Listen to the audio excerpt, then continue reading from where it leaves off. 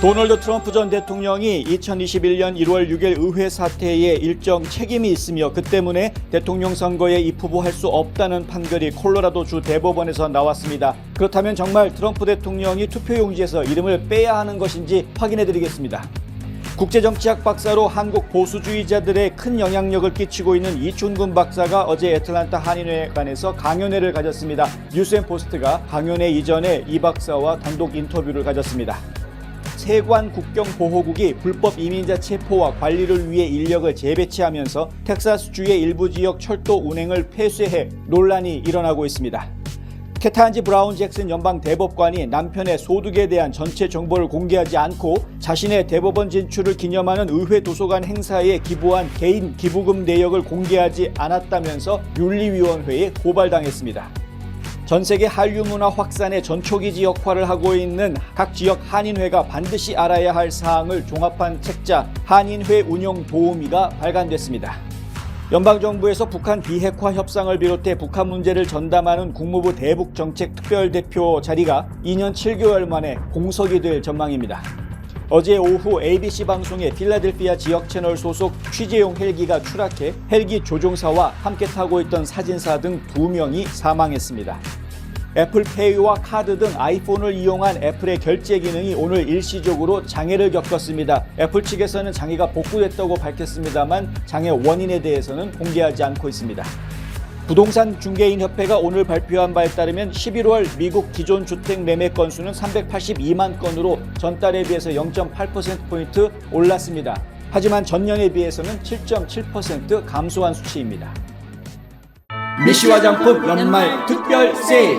R88 리프팅 크림 사시면 펩타이드 토너 미스트 무료 증정, 엑스퍼트 크림 세트 사시면 아이크림 세트에 샘플 가방 세트까지 증정, 참존 DAG 3종 세트, 한스킨 남성용 세트, 셀트리온 마스크팩, 여성 청결제 클렌저까지 모두 하나 사면 하나 공짜, 핸드크림 세트, 바리 세트도 할인해 드립니다. 연말연시 소중한 분에게 좋은 선물을 선사할 절호의 기회 놓치지 마세요. 가까운 미쉬 화장품 매장으로 직접 오시거나 인터넷으로 오더하셔도 됩니다. 요즘 건물 사야 된다던데? 커머셜 전문 브로커 누가 좋지? 안드라스 부동산이지. 미국 모든 주에서 매매가 가능하다고. 쇼핑몰, 리테일, 오피스 빌딩, 호텔, 웨어하우스. 누구라고? 유튜브에 안드라스 윤 쳐봐. 이제는 철저히 준비된 전문성만이 수익성을 창출하는 시대입니다. 저 안드라스, 투자에 대한 답을 드리겠습니다. 안드라스 커머셜.com에 더 많은 정보가 있습니다. 안드라스 부동산 770-802-0688. 시청자 여러분 안녕하십니까? 12월 20일 수요일 NNP 뉴스 시작합니다. 첫 소식입니다. 도널드 트럼프 전 대통령이 2021년 1월 6일 의회 사태에서 일정 역할을 했으며 그것이 내란에 개입한 것이고 이 때문에 대통령 선거에 입후보할 수 없다는 판결이 콜로라도주 대법원에서 나왔습니다. 콜로라도 법원의 판결이 나온 이후 보수 정치인들이 맹비난하고 나섰고 트럼프 측은 즉각 연방 대법원에 항소하겠다고 밝혔습니다. 정말 트럼프 이름이 투표용지에서 빠지게 되는 것인지 홍성구 기자가 이 소식 자세히 설명해 드립니다. 예상했던 대로 콜로라도주 대법원에서 결국은 도널드 트럼프 전 대통령의 이름을 투표용지에 올릴 수 없다라는 판결이 나왔습니다. 지난 2021년 1월 6일 의회 사태에 대한 책임이 있다는 것인데요. 여기에는 몇 가지 전제가 성립되어야만 가능한 판결이기도 합니다. 첫째는 1월 6일 의회 사태가 내란 혹은 반란이다라는 것이 성립이 되어야 되는 것이고요. 그리고 둘째는 트럼프 전 대통령이 그 1월 6일 의회 사태의 모종의 역할을 실제로 했다. 라는 것을 이야기해야 되는 것이죠. 내란과 반란에 트럼프 전 대통령이 직접 개입했다라는 것이 이제 확인이 되어야 하는 것인데 사실 이러한 부분들이 법률적으로 설명하기가 쉽지가 않은 부분입니다. 실제로 이와 관련한 여러 가지 소송들이 제기가 되고 의회 조사도 이루어졌지만 어느 한 곳에서도 유죄 판결이 나온 적이 없습니다. 그럼에도 불구하고 콜로라도주 대법원에서는 이 같은 결정을 내린 것이죠. 정말 말 그대로 전국에서 처음으로 그리고 미국 역사상 처음으로 수정헌법 제14조 3항의 조항이 적용되는 이러한 판결을 내린 것인데 과연 이것이 합당한 것이냐 아니냐의 여부는 그다지 중요하지 않습니다. 왜냐하면은요. 자, 첫째는 콜로라도주는 완전히 파란 주입니다. 안정적으로 민주당이 승리할 것으로 예상되는 주입니다. 그렇기 때문에 선거인단을 뽑아서 대통령 선거를 간접 투표로 하고 있는 미국의 선거 시스템을 감안하면 어차피 콜로라도는 내놓은 곳입니다. 민주당 쪽에서 승리할 곳이기 때문에 콜로라도주의 선거인단은 전부 다 민주당 쪽 후보가 가져가게 될 것이 빤한 주입니다. 따라서 트럼프 전 대통령의 선거에 사실은 영향을 주지 않습니다. 그런데 우려되는 부분이 있죠. 뭐냐면은 트럼프 전 대통령의 이름이 투표용지에 나오지 못하게 해달라라는 소송이 지금 무려 25군데에서 진행이 되고 있습니다. 한두 군데가 아니죠. 물론 앞서서 이미 몇 군데에서는 기각 처리가 됐습니다. 법원들이 이걸 받아들일 수 없다라고 아주 상식적인 판결을 한 것이고요. 하지만 이제 콜로라도 주에서 이렇게 판결을 내림으로 인해서 이것이 다른 주의 판결에도 영향을 주지는 않겠느냐, 이것이 이제 언론들이 이야기하는 우려하는 부분입니다. 사실은 이것도 우려할 부분이 전혀 없습니다. 각 주에서 알아서 하든 말든 연방 대법원에 항소하면 끝이기 때문에 그렇습니다. 자, 좀 더 자세히 제가 설명을 드리겠는데요. 이번에 콜로라도주에서 판결을 내린 7명의 대법관들 중에서 이렇게 빨갛게 동그라미 치어져 있는 4명의 대법관이 이런 판결에 찬성을 한 겁니다. 이 3명, 이 동그라미 안 친 이 3명의 대법관들은 찬성하지 않았습니다. 그러니까 소수 의견이 된 것이고요. 근데 이 다수 의견을 차지했다라는 4명도, 그리고 이 소수 의견을 냈던 3명도 전부 다 민주당 사람들입니다. 그 중에 6명은요, 이 7명 중에 6명은 현직 주지사가 임명한 인물입니다. 그러니까 굉장히 민주당 쪽으로 편향되어져 있는 법원이었던 것이죠. 그러니까 결과가 빤했던 겁니다. 그리고 예상했던 부분이었고요. 그리고 이제 그럼에도 불구하고 이렇게 전부 다 민주당 소속의 대법관들임에도 불구하고 서로 다른 의견들이 나왔다라는 것은 그만큼 팽팽한 법률적인 해석의 여지가 있다, 이렇게 이해할 수 있는 부분이고요. 그런 것이 반영이 됐습니다. 실제로 나온 그 판결문 내용에 보면은 어떻게 하냐면요, 1월 4일까지 항소할 시간을 주겠다라는 이야기가 들어갑니다. 1월 4일까지 항소할 시간을 준다라는 이야기는요, 항소해라라는 이야기랑 다를 바가 하나도 없고요.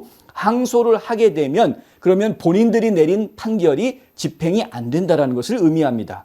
자, 3월 달에 콜로라도에서 예비선거가 치러질 예정입니다. 따라서 지금 1월 초에 지금 입후보자 명단이 확정이 되어야지 이 투표용지에 이름이 나오게 되는 것인데, 자, 1월 4일이라는 날짜도 그래서 나온 것이고요. 뭐냐 하면은 트럼프 선거 캠프 측에서 연방 대법원에다가 항소를 하면 그 순간 더 이상 콜로라도 주 법원에서 할 수 있는 게 아무것도 없습니다. 예.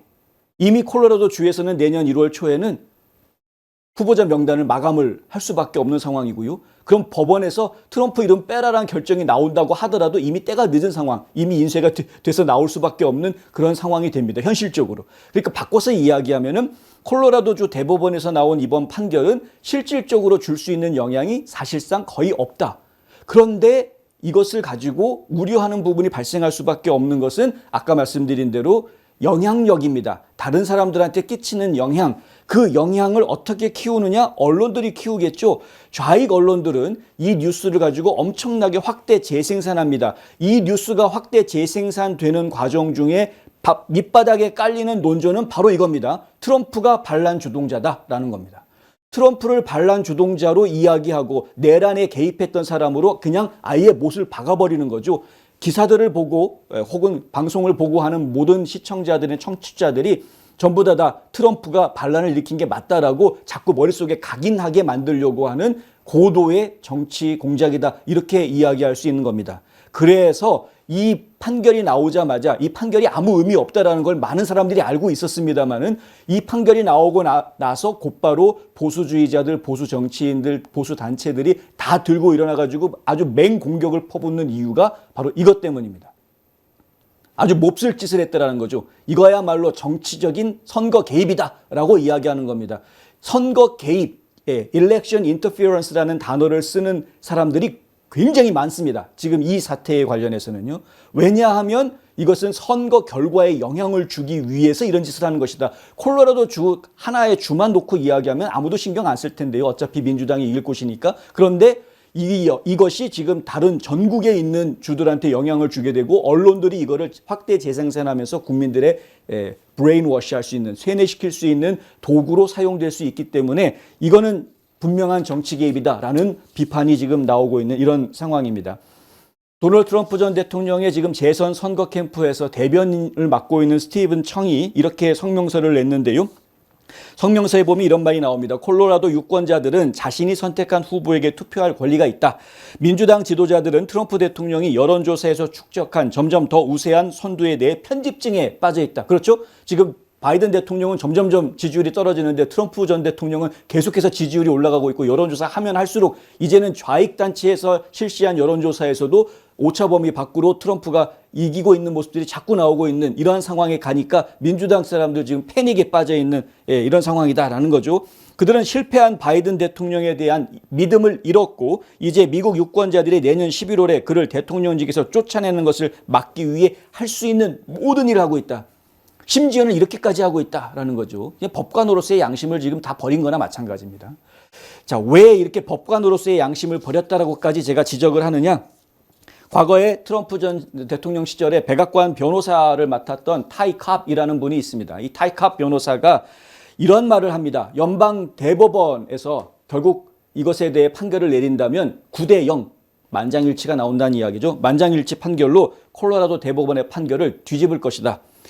CNN과 인터뷰하면서 이런 말을 하는데요. 나는 이 사건이 신속하게 처리될 것이라고 생각한다. 대법원에서 9대0으로 트럼프가 이길 수 있다고 생각한다. 법이 명확하다고 생각하기 때문에 9대0이 될 수 있다고 믿는다. 모든 연방 대법관들은 이 법 해석에 대해서 분명하게 이야기할 것이다. 수정헌법 제14조는 대통령에 관련한 이야기가 아니다라는 겁니다. 수정헌법 제14조에 보면은요, 이렇게 나와 있는데 의회 의원, 미국 공무원, 주 입법부 의원, 주 행정부 또는 사법부 공무원으로서 헌법을 지지하기로 선서한 사람은 헌법에 반하는 반란을 일으킬 수 없다. 결국은 뭐냐면은 대통령을 이 수정헌법 제14조가 이야기하고 있는 공무원으로 볼 것이냐 안 볼 것이냐 하는 부분이다라는 것이죠. 미국의 공직자인가라는 부분입니다. 그런데 앞서서 상당히 많은 연방 대법원의 판례들이 대통령에 대해서는 예외적으로 다루었다라는 것입니다. 2010년에 존 로버츠 대법관, 연방 대법관이죠. 자유기업에서 사람들이 미국의 공직자에게 투표하지 않는다라고 이야기합니다. 캅은 이러한 맥락에서 공직자에 대한 공직자의 대통령이나 부통령이 포함되지 않는다라고 모든 대법관들이 동의할 수 있을 것이다라고 말하는 것입니다. 이번 판결이 트럼프의 선거를 방해하려는 정치적 음모다라고 캅 변호사는 이야기합니다. 트럼프가 표적이고 미국인들은 이를 용납해서는 안 된다는 주장을 입증한 것이다. 이렇게 이야기하죠. 그러니까 지금 바이든 쪽에서 수세에 밀리니까 어떻게 해서든 트럼프 발목을 잡으려고 하는 노력이 점점 더 공세를 취하고 있는데 그중에 한 가지가 나온 것이고 이것을 이용해서 좌익 언론들이 또 많은 국민들을 오도할 가능성이 지금 커졌다라는 이야기입니다. 정신 바짝 차려야 하는 시대에 우리가 살고 있습니다만은 이런 식으로 법관들이 양심을 버리고 판결하는 것까지도 우리는 지켜봐야 하는 아주 암울한 미국에 살고 있습니다. 하지만 국민들의 양심이 남아있고 제대로 된 양심을 가진 법관들이 아직도 법조계에 남아있기 때문에 분명히 미국은 제대로 된 방향으로 돌아올 것이라고 저희는 믿고 있습니다. 혹시 이 관련해서 트럼프가 과거에 저지른 일 때문에 결국에는 대통령 선거에 출마 자격을 잃을 것이다라고 이상한 소문이 도는 것을 보고 계신다면 바로잡아 주시기 바랍니다. 그러한 일은 절대 벌어지지 않습니다. 지금까지 홍성구 기자였습니다. 우리 한인들의 정체는 무엇입니까? 우리가 자손들과 살아갈 땅임에도 불구하고 언젠가는 떠날 방문객처럼 살지는 않습니까? 우리는 이방인이 아닌 이 땅의 주인이 되어야 합니다. 우리는 반드시 이 나라에서 좋은 평판을 만들어야 되는데 이 나라와 우리 이웃과 우리 지역에서 도움이 되는 사람들로 부각이 되어야 됩니다. 좋은 이웃되기 운동이 여러분 곁에서 함께합니다. 가족, 미래, 행복, 꿈, 건강, 아름다운 삶, 슬기로운 보험 생활로 가능한 것들입니다. 박화실보험을 만나보세요. 자동차 보험, 집보험, 비즈니스 보험, 워커스컴, 생명보험, 의료보험은 물론이고 주택융자, 재융자, 자동차융자, 개인융자 등 은행 업무에 IRA, 401k, 애뉴이티 등 은퇴 및 재정 설계까지 모두 한 곳에서 도와드립니다. 100년을 한결같이 좋은 이웃으로 보험의 중심에는 박화실보험이 있습니다. 국제 정치학 박사로 한국 보수주의자들에 큰 영향력을 끼치고 있는 이춘근 박사가 어제 애틀란타 한인회관에서 강연회를 가졌습니다. 북미주 자유수호연합이 주최한 이날 강연회에는 영하의 날씨다 평일인데도 불구하고 250여 명의 한인들이 참석해 뜨거운 관심을 보여줬습니다. 뉴스앤포스트는 강연회가 열리기 전 이춘근 박사와 단독 인터뷰를 갖고 미국과 한국의 정치 현안들에 대해 질문했습니다. 이춘근 박사와 홍성구 기자의 인터뷰를 직접 보시겠습니다. 지금 뭐 돌아가는 상황들이 미국도 그렇고 한국도 그렇고 좀 복잡하게 돌아가는 것 같아요.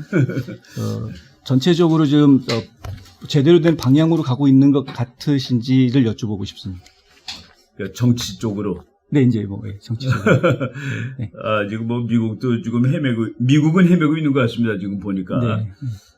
한국도 뭐 이제 지금 윤석열 정부가 들어선 다음에 그 기대하던 바가 다 이루어진 것은 아니지만은 뭐 저는 그래도 나가는 방향은 올바로 나가고 있다라고 봅니다. 그러니까 그 장애가 많지만은 그럼에도 불구하고 진전이 되고 있다고 보는 편입니다. 한국은 올바른 방향으로 가고 있는데 미국은 좀 헤매고 있는 것 같다. 미국도 이제 그러니까 그 민주주의라는 거가 다른 독재보다 좋은 거는 그 방향이 올바르지 못할 때 그것을 고칠 수 있는 장치가 있다는 건데. 맞습니다. 지금 미국이 뭐 오늘 그 뉴스 보니까 미국 바이드노믹스를 미국 국민이 14%밖에 지지하지 않는다고 나오더라고요. 네. 그러니까 내년에 고치겠다는 소리 아니겠습니까?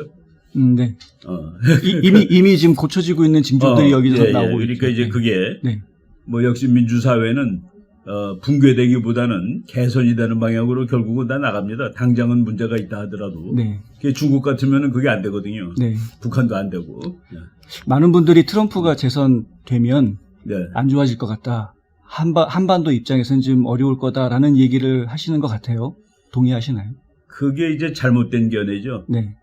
그러니까 왜 트럼프가 되면은 잘못되느냐 그러면은 트럼프가 돈만 알기 때문에 한국한테 많은 것을 요구할 거다라고 얘기를 하는데 종합 평가를 해야 됩니다. 그러니까 아주 쉽게 얘기해서 트럼프 때는 기름값이 너무 싸가지고 우리나라가 돈 많이 벌었습니다.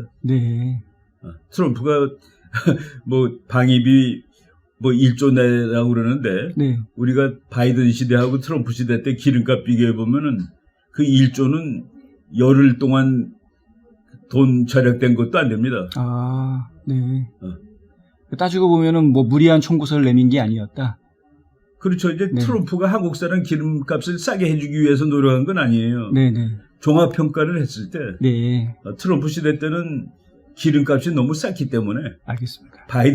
바이든 때는 기름값이 너무 비쌌고. 트럼프가 그 돈 달라고 그랬는데 그 돈 충분히 우리가 있었다 이거죠. 그 지금 이제 주한미군 철수하자라고 얘기 나올 것 같다라는 말은 어떻게 보시나요? 주한미군 철수하자는 말 트럼프가 한 적이 없습니다. 트럼프가 동맹을 우습게 본다고 그랬는데 동맹을 우습게 본 거는 문재인이지 트럼프지 다시 한번 따져보세요. 그리고 그러면은 그 핵무장에 대해서는 어떻게 보시나요? 핵무장은 그 미국이 아무한테나 핵무장 시키지 않습니다. 믿을 수 있는 나라한테 시키는데 한국 믿을 수 있다고 생각하는 거죠. 그럴 수 있죠. 만약 핵무장을 시킨다면은.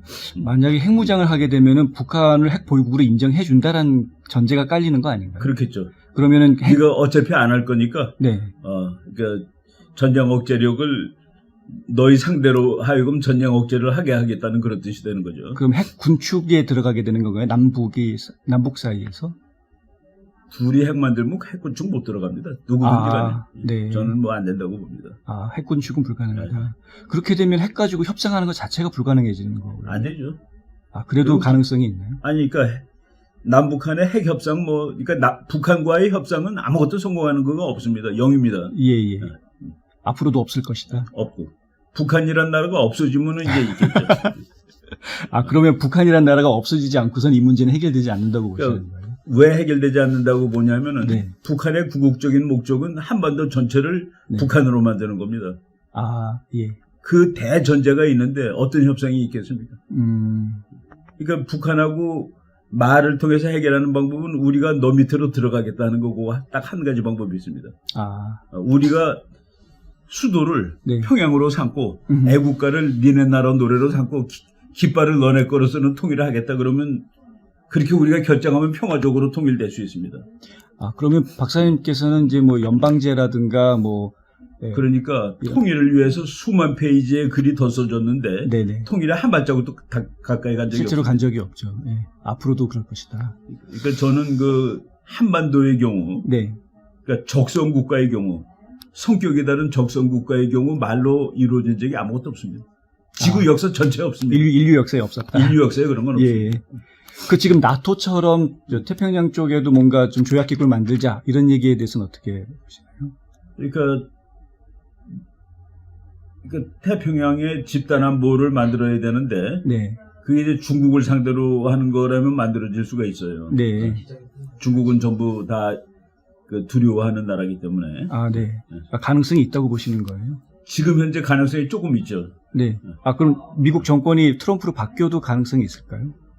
그러니까 트럼프하고 바이든하고 뭐가 다르냐면은 예. 트럼프는 레이건이라고 보면 됩니다. 아, 네. 외교 정책이. 네.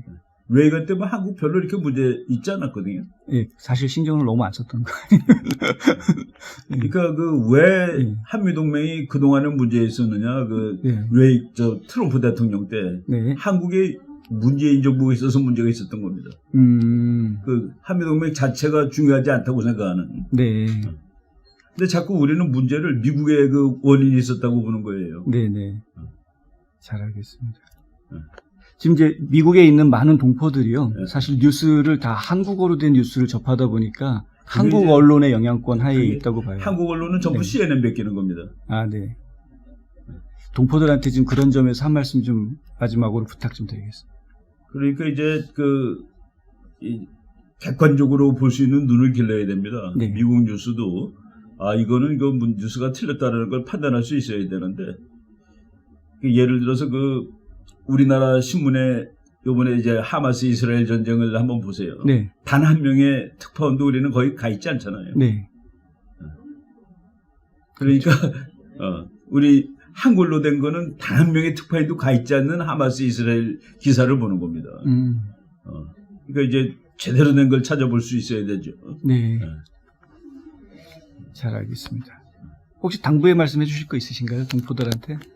동포들 제가 이제 동포들을 몇십 년 전에 유학할 때 봤고, 네. 그리고 이제 최근에 다시 와서 이렇게 보는데, 잘하고 있습니다. 몇십 년 전에는 우리 다 가난했거든요. 네. 근데 지금 미국 사람보다 훨씬 더 다 잘 살고, 통계로 다 나오는 거니까, 네. 대한민국을 위해서 그러니까 해외에 나와 있는 특히 이제 미국에 있는 분들은 한반도의 통일에 큰 기여를 할 수가 있어요. 네. 미국이라는 나라가 한반도 통일을 시킬 거냐 말 거냐를 좌지우지하는 최대의 나라입니다. 네. 미국이 결정하면 되는데 미국이 한반도를 자유통일시키는 쪽으로 결정하게 여기 있는 동포들이 노력을 해줘야 됩니다. 한편 한반도 주변 국제 정세와 통일 문제를 주제로 펼쳐진 어제 강연회는 뉴스앤포스트가 유튜브를 통해 인터넷 생중계했습니다. 유튜브에서 미주 한인 문화재단 채널에서 녹화 중계를 보실 수 있습니다. 세관 국경보호국이 불법 이민자 체포와 관리를 위해 인력을 재배치하면서 텍사스주의 일부 지역 철도 운행을 폐쇄해 논란이 일어나고 있습니다. 최근 남부 국경에서는 불법 입국자들이 매일 수천 명 수준으로 늘어나 국경 위기 논란이 확산하고 있는 상황입니다. 자세한 소식 윤채영 인턴 기자가 전해드립니다.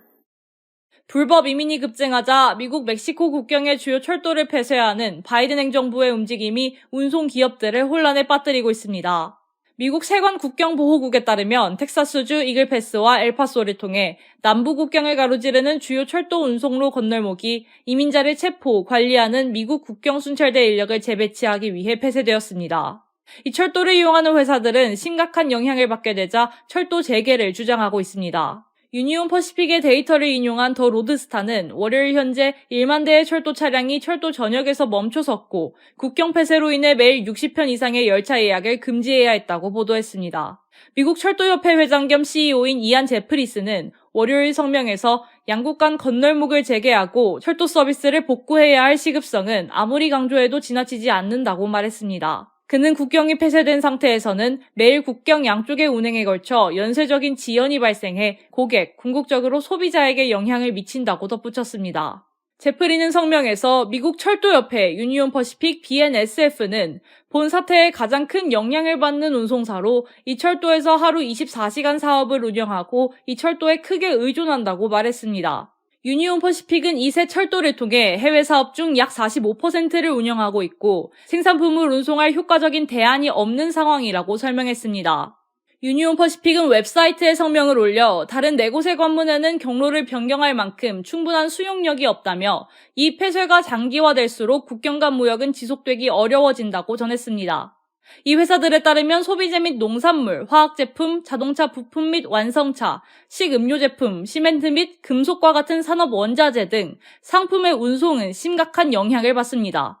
제프리스는 현재 셧다운이 철도 시스템 3곳에 불과하지만 모든 운송업체들이 북미 철도망을 통해 상품을 교환하기 때문에 궁극적으로 모든 철도가 영향을 받을 것이라고 말합니다. 바이든 정부 하에서 불법 이민자의 유입은 2023 회계년도에만 200만 명 이상으로 급증했는데 사상 최고 기록인 2022년에 220만 명에 근접한 수치입니다. 멕시코와 국경을 접한 주의 세관 국경보호국은 갈수록 악화되는 이민자 위기에 대처하느라 긴장을 늦추지 못하고 있습니다. 한편 바이든 행정부는 보다 엄격한 국경안보 협상에 동의하지 않고 있습니다. 세관 국경보호국은 일요일 성명에서 이 진화하는 상황에 대응해 필요에 따라 국경보안 임무를 계속 우선시해 나갈 것이라는 입장을 밝혔습니다. 뉴스앤포스트 윤채영입니다.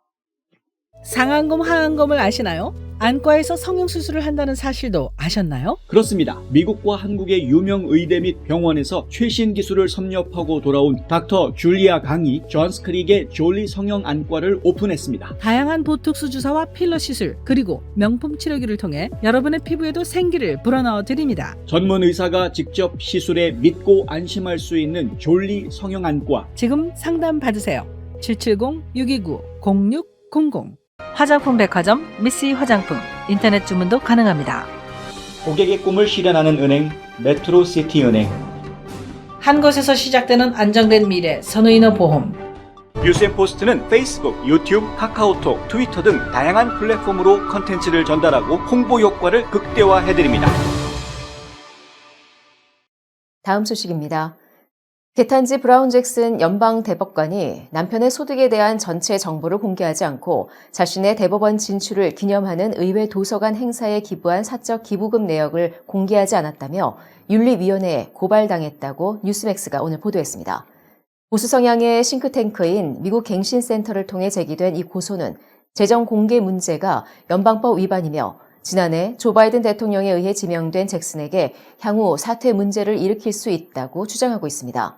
도널드 트럼프 전 대통령 밑에서 관리예산처 국장을 지낸 러셀 보트 미국 갱신센터 대표는 연방법원 행정처장 로슬린 마우스코프에게 보낸 서한에서 잭슨이 중요한 수입원과 선물을 신고하지 않는 불안한 경향을 보여왔다고 주장하고 있습니다. 이 고발은 그녀가 남편의 컨설팅 수입을 공개하지 않고 그녀의 대법관 인준 축하 행사에 잠재적인 사적 자금에 대한 조사를 개시하지 않은 것에 대해 대법관을 메릭 갈랜드 법무장관에게 회부하는 회의를 요구했습니다. 보트는 서한 일부에서 지난해 바이든 대통령에 의해 연방 대법원에 임명된 잭슨이 외과의사 남편 패트릭 잭슨 박사가 거둬들인 의료과실 컨설팅 비용 수입을 공개하지 못했다고 밝혔습니다. 또 이 고소장은 잭슨이 취임 선서를 하던 날 그녀의 요청에 따라 의회 도서관이 여러 음악 공연이 포함된 대규모 초청자 전용 축하 행사를 주최했으며 도서관은 이 행사가 사비로 진행됐다고 주장했다고 언급했습니다. 그러나 이 기부금은 사법부의 가장 최근 재정 공개에서 보고되지 않았다고 보트는 썼습니다. 누군가가 대납을 해줬다는 뜻입니다. 그러나 연방법에 따라 사법관은 415.11달러 이상의 선물을 받은 경우 그 가치를 공개해야 하지만 잭슨의 행사는 수만 달러, 어쩌면 그보다 훨씬 더 많은 비용이 들었을 것이라며 이 행사에 기부한 출처의 신원을 공개해야 한다고 서한은 밝혔습니다. 전 세계 한류 문화 확산의 전초기지로 역할하고 있는 각 지역 한인회가 반드시 알아야 할 사항을 종합한 책자가 발간돼 눈길을 끌고 있습니다. 사단법인 세계 한인회 총연합회는 전 세계 한인회의 운영 실무를 지원하기 위해 한인회 운영 도우미를 발간, 한인회에 배포할 예정이라고 밝혔습니다. 세한총연은 한인회의 운영 실무에 도움을 주기 위해 한인회 운영 도우미를 발간하며 사용자 편의를 위해 세한총연 웹진상에 이북으로도 탑재했다고 밝혔습니다. 책자에는 한인회 정관 작성법과 사례, 의전 실무, 행사 기획 및 홍보, 오픈 채팅방 운영, 화상회의 방법 등 한인회의 운영 실무에 필요한 내용이 담겼습니다. 또한 이북에서는 필요한 부분을 검색하거나 프린트할 수 있는 기능도 제공합니다. 세한총연은 전 세계 한인회를 대표하는 단체로서 회원은 한인 회장들로 구성돼 있으며 전 세계 한인들의 지위 향상을 도모하고 모국과의 각종 협력 활동을 확대함으로써 한민족 공동체의 발전에 기여하기 위한 목적으로 2021년 10월에 설립됐습니다. 연방정부에서 북한 비핵화 협상을 비롯해 북한 문제를 전담하는 국무부 대북정책특별대표 자리가 2년 7개월여 만에 다시 공석이 됩니다. 지난 2021년 5월부터 대북특별대표직을 겸직했던 성킴 대사가 이달 말을 끝으로 국무부에서 은퇴할 예정이고 후임 인선이 이루어지지 않았기 때문입니다. 김 대사는 이미 사실상 업무에서 손을 뗀 상태이며 이에 따라 대북정책특별부대표인 정박 부차관보가 직무대행을 하고 있는 것으로 알려졌습니다. 박 부대표는 북한의 대륙간 탄도미사일 발사 대응과 관련해 지난 18일 한미일 3국 북핵 대표 간 전화협의에 미국 대표로 참여하기도 했습니다. 국무부 안팎에서는 박 부대표가 김 대사 후임으로 많이 거론되지만 실제 대북정책특별대표 인선과 관련해서 미국 정부 내에서는 구체적인 논의는 아직 없는 것으로 전해지고 있습니다. 나아가 북한이 비핵화 협상은 물론 미국과의 대화에 관심을 보이지 않고 있어서 대북정책특별대표 인선을 시급히 진행할 필요성이 떨어진다는 말도 들리고 있습니다. 이와 관련해 국무부 부장관으로 지명된 커트 캠벨 백악관 국가안보보장회의 인도태평양 조정관은 지난 7일 상원 인준 청문회에서 현재 상황에서 북한이 더 이상 미국과의 외교에 관심이 없다고 판단한 것은 아닌지 우려된다라면서 이는 미국이 대북 억제력에 더 집중해야 한다는 것을 의미한다고 말했습니다. 어제 오후 ABC 방송의 필라델피아 지역 채널 소속 취재용 헬기가 추락해 헬기 조종사와 함께 타고 있던 사진사 등 2명이 사망했습니다. 오늘 ABC 방송 등에 따르면 헬리콥터 AS-350A 기종의 취재용 헬기는 전날 오후 8시께 미국 뉴저지주 해안 지역인 저지쇼어를 촬영하고 돌아가던 중 필라델피아 남부 외곽 숲지대에 추락했습니다. 현지 경찰은 현재 추락 원인에 대해 조사 중에 있습니다. 지역 방송은 두 사람 모두 우리 방송국에서 액션 뉴스팀에 소속돼 오랜 기간 일해왔다라며 애도를 표했습니다. 애플페이와 카드 등 아이폰을 이용한 애플의 결제 기능이 오늘 일시적으로 장애를 겪었습니다. 애플은 동부 기준 이날 오전 6시 15분부터 6시 49분까지 34분간 일부 이용자들의 결제 기능이 일시 중단됐다고 밝혔습니다. 일시 장애가 발생한 기능은 애플페이와 카드, 캐시, 월렛 등입니다. 애플은 이 문제에 대해 조사 중이라고 밝힌 뒤 현재는 문제를 해결했다고 전했습니다. 그러나 기능이 일시 중단된 이유에 대해서는 언급하지 않았습니다. 부동산 중개인협회가 오늘 발표한 바에 따르면 11월 미국 기존주택 매매 건수는 382만 건으로 전월 대비 0.8% 증가했습니다. 작년 11월과 비교해서는 7.7% 감소했습니다. 주택시장 거래량의 대부분을 차지하는 기존주택 거래량은 지난 10월 들어 금융위기 여파로 주택시장이 얼어붙었던 2010년 이후 13년 만에 가장 낮은 수준으로 떨어진 바 있습니다. 주택매매는 통상 거래 종결까지 한두 달 이상 소요되는 게 일반적이기 때문에 11월 매매 건수 통계는 지난 9월에서 10월 구매 결정이 반영된 수치입니다. 11월 미국 기존주택 중위가격은 38만 7,600달러로 전년 동월 대비 4.0% 올라 5개월 연속 상승세를 나타냈습니다. 고금리로 주택 매매 수요가 줄어든 가운데 기존 주택 매물 공급이 줄어든 게 거래 감소와 집값 상승세의 지속에 주된 배경으로 작용했습니다. 다만 연방준비제도의 내년 금리 인하 기대로 최근 주택담보대출 금리도 내림세를 보이고 있어 향후 주택 거래량 증가로 이어질 것이란 전망이 나옵니다. 로런스 윤 NAR 수석 이코노미스트는 금리가 내려가고 몇 달이 지나면 거래량 증가를 확인할 수 있다며 주택 거래량이 저점을 지난 것으로 보인다고 말했습니다.